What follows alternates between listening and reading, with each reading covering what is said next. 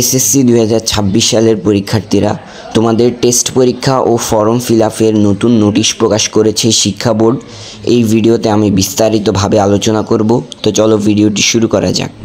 SSC 2026 batch তোমাদের test পরীক্ষা অথবা নির্বাচনী পরীক্ষা শুরু হতে পারে নভেম্বরের 27 তারিখ এবং শেষ হবে ডিসেম্বরের 11 তারিখে এবং তোমাদের রেজাল্ট প্রকাশ পাবে 30শে ডিসেম্বর, এটি জানিয়েছে শিক্ষা বোর্ড।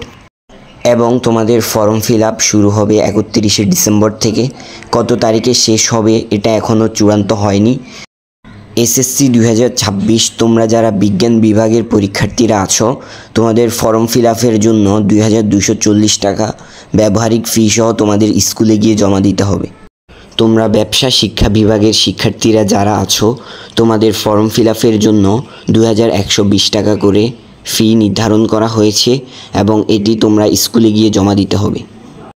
এবং তোমরা যারা মানবিক বিভাগের শিক্ষার্থী রয়েছো, তোমাদের ফর্ম ফিল আপের জন্য 2120 টাকা লাগবে ব্যবহারিক সহ, এটি তোমাদের স্কুলে গিয়ে জমা দিতে হবে।